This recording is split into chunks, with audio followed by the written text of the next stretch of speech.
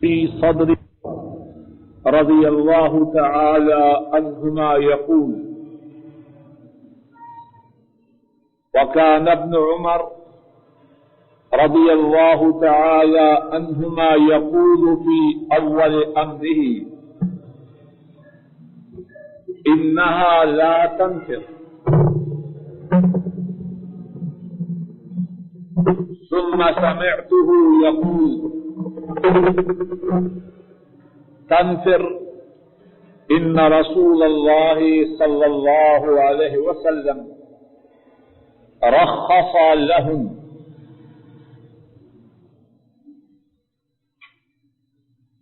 ابن عمر رضی اللہ تعالی عنہما پہلے فرمایا کرتے تھے کہ عورت واپس نہ آئے گی. پھر میں نے انہیں یہ فرماتے ہوئے سنا کہ عورت طواف وداع کے بغیر واپس چلی آئے گی. بے شک رسول اللہ صلی اللہ علیہ وسلم نے عورتوں کو طواف وداع کے بغیر واپس آنے کی اجازت دی.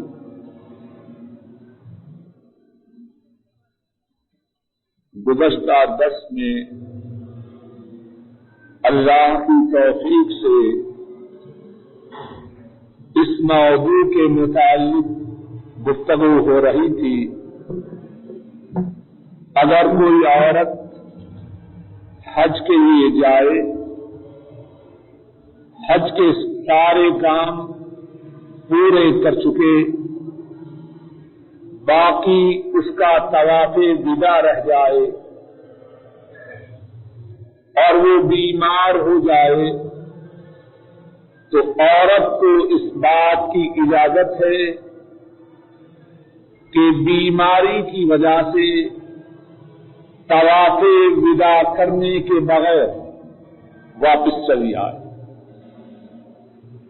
گزشتہ درس میں یہ بات ہو رہی تھی اور رسول کریم صلی اللہ علیہ وسلم نے جب ان کی زوجہ محترمہ حضرت صفیہ رضی اللہ تعالی عنہا جب وہ بیمار ہوئی اور ان کے ذمہ طواف وداع تھا، آپ نے ان کو اس بات کی اجازت عطا فرمائی کہ وہ طواف وداع کیے بغیر واپس مدینہ طیبہ کے لیے ان کے ساتھ ہی روانہ ہو جائے. آج جو بات پڑی ہے اس میں حضرت عبداللہ ابن عمر رضی اللہ تعالی عنہما ان کے متعلق دو باتوں کا ذکر ہے، اور ان کے متعلق جن دو باتوں کا ذکر ہے ان دو باتوں میں ایک انتہائی اہم بات ہے. پہلے وہ دو باتیں سن لیجیے، پھر ان دو باتوں کے بعد جو انتہائی اہم بات ہے اس کے متعلق انشاءاللہ قدر تفصیل سے بات عرض کروں.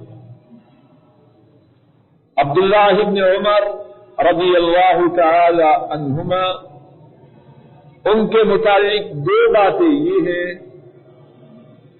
کہ عبداللہ ابن عمر رضی اللہ تعالی عنہ پہلے ان کی رائے، ان کا فتویٰ یہ تھا کہ اگر عورت بیمار ہو جائے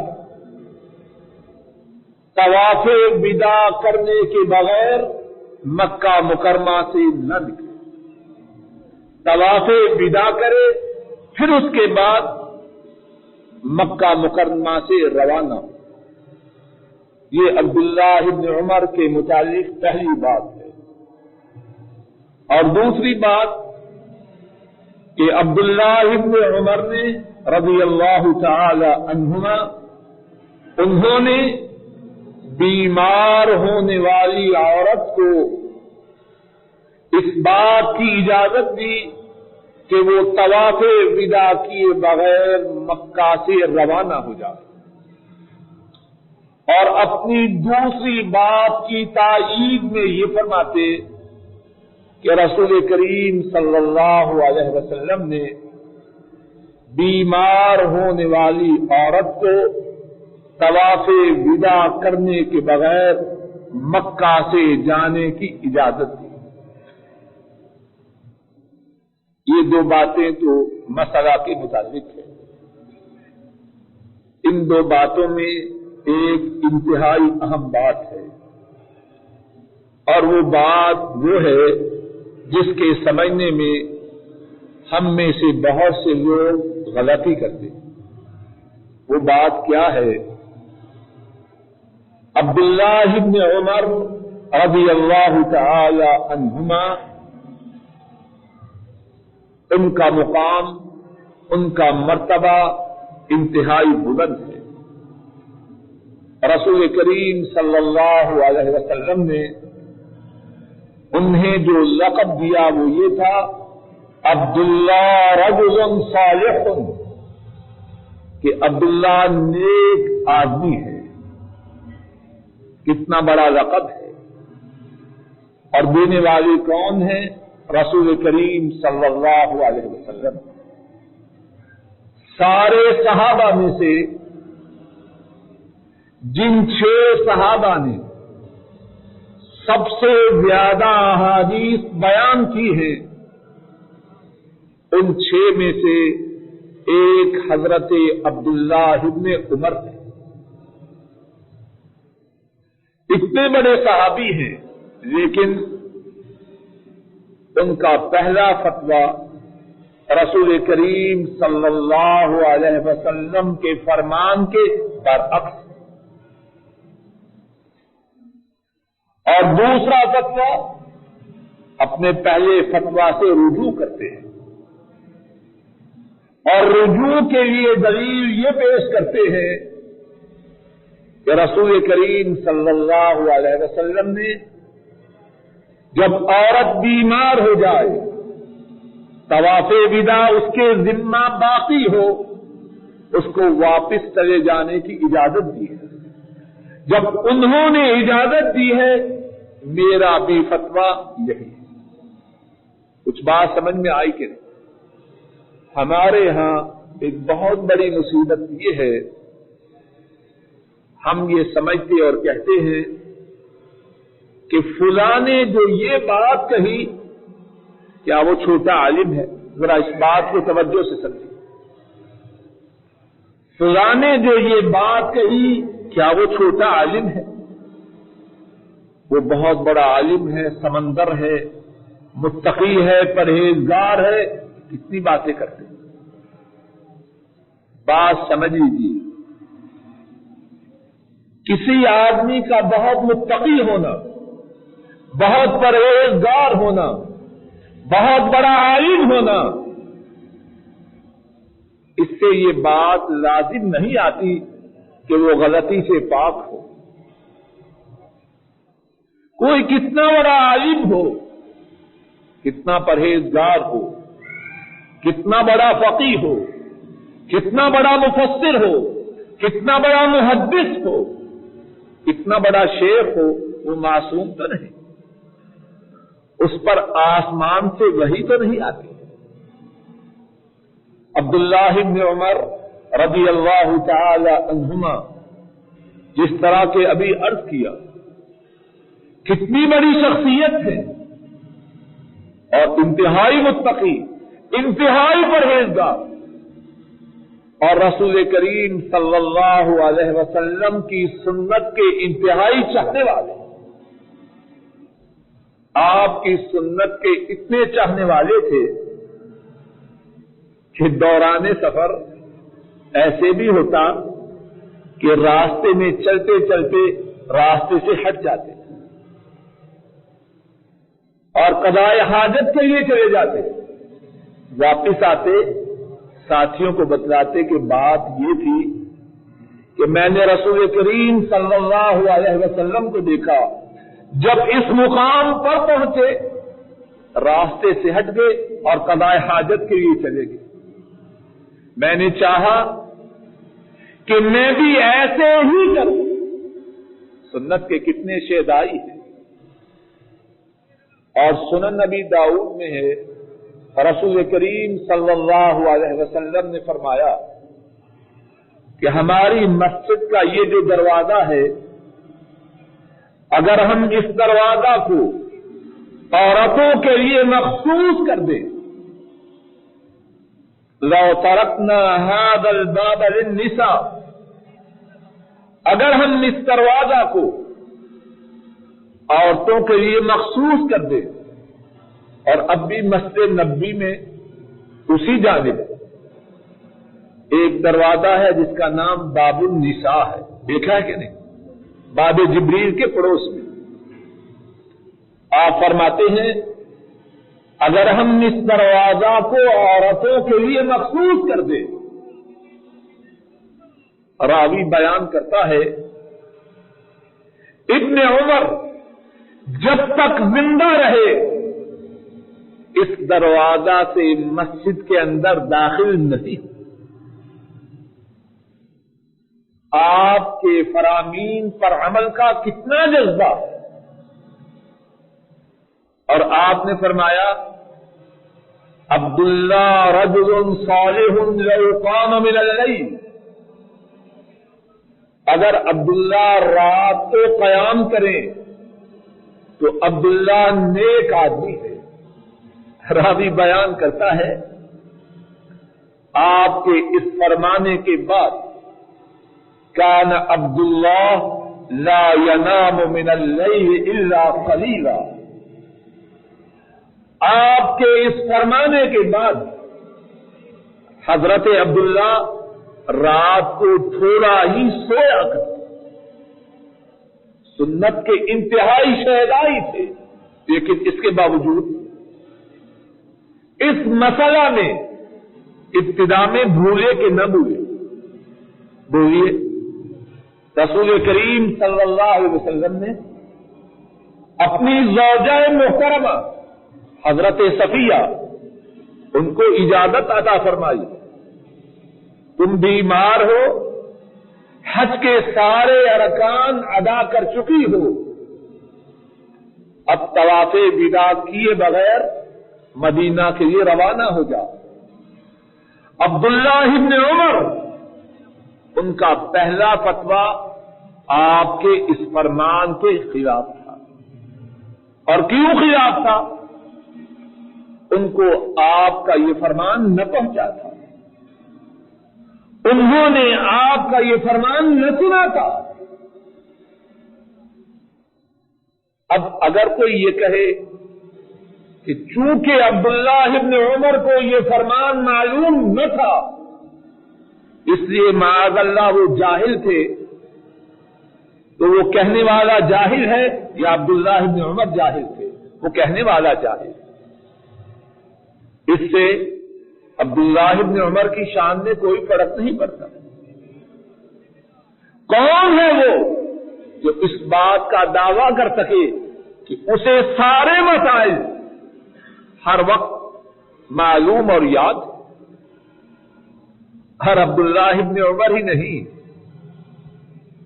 ان سے جو بڑے صحابہ ہیں ان کے متعلق بھی کتنی ہی مثالیں ہیں، کتنے مسائل تھے جن میں وہ بھول گئے، لیکن جب انہیں متنبہ کیا گیا، جب انہیں تنبیہ کی گئی، فوراً کتاب و سنت کی طرف پلٹ آئے۔ ہمارے ہاں تو بدقسمتی یہ ہے کہ جو بات مولوی صاحب کے منہ سے نکل جائے یا اس کے منہ سے نکلی ہو، جس کی طرف ہم اپنی نسبت کرتے ہیں، زمین بدل جائے یا آسمان بدل جائے، قرآن معاذ اللہ بدل جائے، سنت معاذ اللہ بدل جائے، ان کی بات کو نہیں چھوڑ، بات کو سن لیجئے، سمجھ لیجئے، یاد رکھیے، ایسا کرنا درست نہیں۔ حضرات صحابہ جن کے متعلق ہمارا ایمان ہے، کائنات میں جتنے انسان آئے انبیاء اور رسولوں کے بعد ان کا مقام و مرتبہ سب سے بلند و بالا ہے۔ ان کا اپنے میں سے کسی کے متعلق یہ اعتقاد نہ تھا کہ وہ غلطی نہیں کر سکتے، اور جب بھی ان میں سے کوئی غلطی کرتا اس کے سامنے قرآن و سنت کی بات پیش کی جاتی، فوراً اپنی غلطی کا اعتراف کرتا اور کتاب و سنت کی طرف پلٹ آتا۔ امت میں سب سے بڑی شخصیت کون ہے؟ بولیے۔ حضرت ابو بکر رضی اللہ تعالی عنہ۔ آج کا درس ہی نہیں، کتنے دروس میں ان کے فضائل کا ذکر ہوتا رہے، دروس کے اوقات ختم ہو جائیں گے، ان کے فضائل ختم نہیں ہو سکتے۔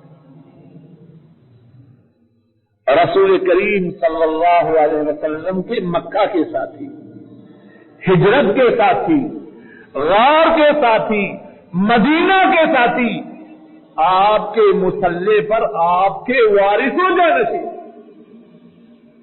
کتنی بڑی شخصیت ہے۔ اور نام لے کے رسول کریم صلی اللہ علیہ وسلم نے کتنی دفعہ انہیں جنت کی بشارت دی، اور ان کے متعلق فرمایا تمام آدمیوں میں سے جو مجھے سب سے زیادہ پیارا ہے وہ ابو بکر ہے، اور ابو بکر وہ ہیں، فرمایا جس نے مجھ پہ احسان کیا میں اس کے احسانات کا بدلہ دے چکا ہوں، لیکن ابو بکر کے احسان مجھ پر اتنے ہیں میں اس کے احسانات کا بدلہ نہیں دے سکتا، اللہ ہی اس کے احسانات کا بدلہ دے گا۔ وہ ابو بکر رضی اللہ تعالی عنہ، ان کی عدالت میں ایک چور آتا ہے، اور چور ایسا ہے کہ چوری میں پہلے اس کا ایک ہاتھ اور ایک ٹانگ کاٹی جا چکی ہے، ایک قدم اور ایک ہاتھ کاٹا جا چکا ہے۔ اب پھر چوری کی وجہ سے عدالت میں پیش ہوتا ہے۔ ابو بکر رضی اللہ تعالی عنہ رحم دل ہے، مہربان ہے، اور رسول کریم صلی اللہ علیہ وسلم نے ان کے متعلق خود گواہی دی ہے، ارحم امتی بامتی ابو بکر، میری امت میں امت کے ساتھ سب سے زیادہ جو شفقت کرنے والا ہے وہ ابو بکر ہے۔ امام ترمذی نے اس حدیث کو بیان کیا ہے، اور حضرت انس رضی اللہ تعالی عنہ اس کے راوی ہیں۔ ابو بکر پریشان ہیں، اور اسی پریشانی کی وجہ سے یہ فیصلہ کرتے ہیں کہ تیسری مرتبہ چوری کرنے والے کا ہاتھ نہ کاٹوں گا، اس کے قدم کو کاٹ دیا جائے۔ کیوں؟ اس کو استنجا کون کروائے گا؟ ایک ہاتھ پہلے کر چکا، اب دوسرا بھی کاٹ دیا، اس کو استنجا بھی کون کروائے گا؟ اب اسی مجلس میں عمر فاروق رضی اللہ تعالی عنہ بھی موجود ہیں، اور وہ کون ہیں؟ رسول کریم صلی اللہ علیہ وسلم نے فرمایا ہے اشدہم فی امر اللہ عمر، میری امت میں اللہ کے معاملہ میں جو سب سے زیادہ شدید ہے وہ عمر فاروق ہے. صدیق کے فیصلہ کو سنتے ہیں. اب ان کے ریمارکس کیا ہے؟ اور کوئی یہ نہ سمجھے کہ وہاں حزب اقتدار ہے اور حزب اختلاف ہے. صدیق حزب اقتدار کے قائد ہیں اور فاروق حزب اختلاف کے قائد ہیں. معاذ اللہ ایسی کوئی بات نہیں. اور فاروق رضی اللہ تعالی عنہ وہ تو صدیق کے دستے راست تھے، سب سے بڑے ساتھی ہیں. لیکن بات یہ نہیں کہ وہ ان کے رائٹ ہینڈ ہیں یا ساتھی ہیں. بات ہے اللہ کی کتاب کی اور اللہ کے رسول صلی اللہ علیہ وسلم کی سنت. عمر فاروق کیا کہتے ہیں؟ والذی نفسی بیدہ لتقطعن یدہ الاخری. اس ذات کی قسم جس کے ہاتھ میں میری جان ہے، اس چور کا دوسرا ہاتھ کاٹا جائے. اور ایک اور روایت میں ہے عمر فاروق کہتے ہیں السنت الید. اے اللہ کے رسول صلی اللہ علیہ وسلم کے جانشین، اگرچہ تو صدیق ہے لیکن تو سنت کا پابند ہے. اور سنت کیا ہے کہ تیسری مرتبہ چور چوری کرے اس کے دوسرے ہاتھ کو کاٹ دیا جائے. حضرت صدیق جواب میں کیا فرماتے ہیں؟ میری شان بڑی بلند ہے، میں نبی صلی اللہ علیہ وسلم کا وارث ہوں، میں صدیق ہوں نہیں.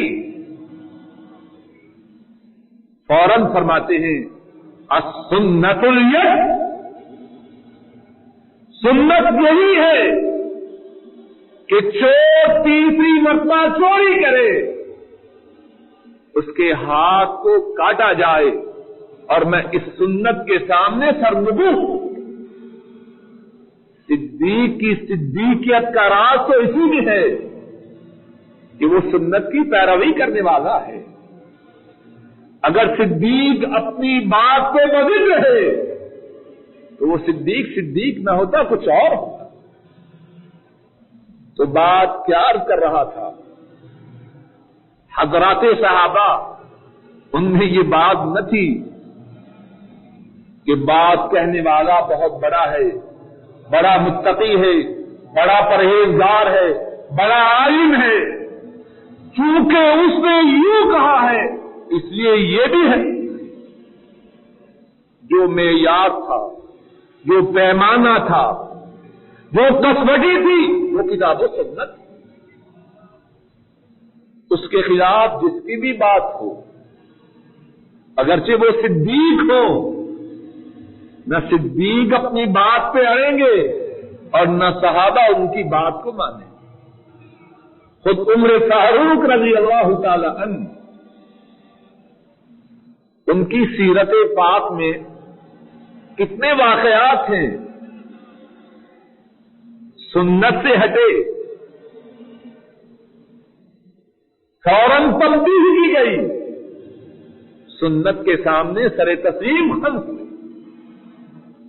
اور کتنے واقعات تھے. اور انہی واقعات میں ایک واقعہ وہ ہے جس کو امام ابو داؤد نے اپنی کتاب السنن میں بیان کیا ہے. حضرت عبداللہ ابن عباس رضی اللہ تعالی عنہما اس واقعہ کے راوی ہیں.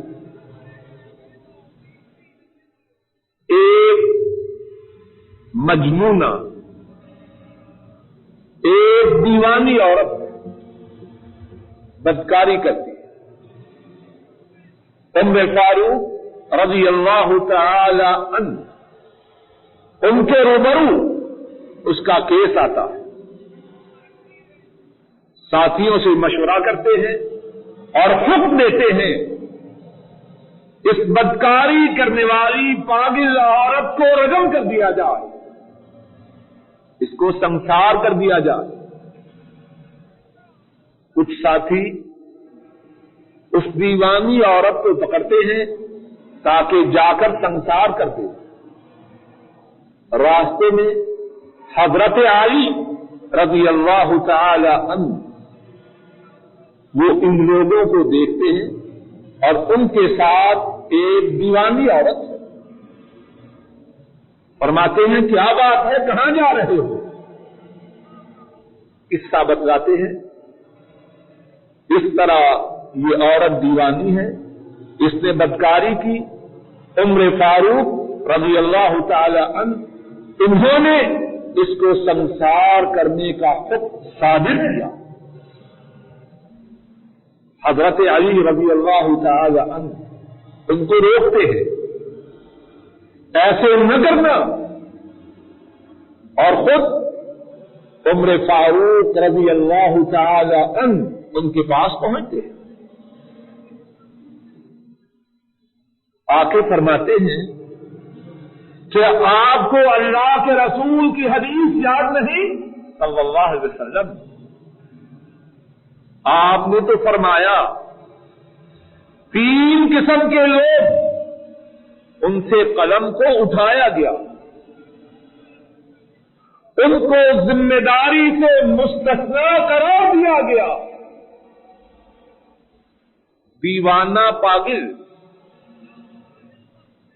جب تک وہ دیوانگی کی حالت میں ہے، جب تک وہ ہوش و حواس اس کے ہوش و حواس برقرار نہیں ہوتے،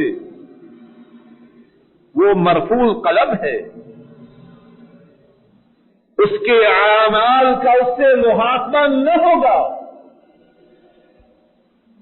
سویا ہوا جب تک بیدار نہ ہو جائے اور بچہ جب تک بالغ نہ ہو جائے اس وقت تک ان کا محاسبہ نہیں۔ عمر فاروق رضی اللہ تعالی عنہ کیا فرماتے ہیں؟ کیا یہ کہتے ہیں میں تو فاروق ہوں اور میں تو وہ ہوں؟ کتنی ہی دفعہ میری تجویز پر قرآن کریم میں آیات کریمہ نازل، یاد ہے کہ نہیں؟ پردے کا جو حکم تھا اس کے متعلق تجویز کس نے پیش کی؟ جنگ بدر کے موقع پر کافروں کی گردنوں کو اڑانے کے متعلق جو مسلمانوں کے قیدی بن چکے تھے کس نے تجویز پیش کی؟ ان سے فدیہ نہ لیا جائے، ان کی گردنوں کو اڑا دیا جائے۔ عبداللہ ابن ابی رسول کریم صلی اللہ علیہ وسلم اس کی نماز جنازہ پڑھانا چاہتے ہیں اور وہ منافقوں کا رسول، منافقوں کا رئیس ہے، اللہ کے رسول صلی اللہ علیہ وسلم کا گستاخ ہے۔ کس نے یہ تجویز پیش کی کہ اللہ کے رسول اس ظالم کی نماز جنازہ نہ پڑھائے؟ عمر فاروق نے یہ تجویزیں پیش کی، عرش والے نے ان کی تجویزوں کو پسند کیا اور قیامت تک کے لیے ان کی تجویزوں کے مطابق قرآن کریم میں آیات کریمہ نازل۔ اور عمر فاروق انہوں نے یہ نہ کہا میں تو وہ ہوں، نبی کریم صلی اللہ علیہ وسلم نے فرمایا جس گلی میں عمر چلے شیطان اس گلی کو چھوڑ کر دوسری گلی میں بھاگ جائے۔ کچھ نہ کہا۔ علی رضی اللہ تعالی عنہ ان کے ٹوکنے پر، ان کے متنبہ کرنے پر فوراً فرمایا صدق، اے علی تو نے سچ کہا، میں نے غلطی کی۔ اور صرف یہی نہیں، فخل عنہا، حکم دیا کہ کہ اس دیوانی عورت کو چھوڑ دیا جائے۔ اب ذرا غور کیجیے، بڑے ٹھنڈے دل سے، توجہ سے، دھیان سے عمر فاروق رضی اللہ تعالی عنہ، ان کا لا علمی کی وجہ سے یا بھول کر یہ حکم دینا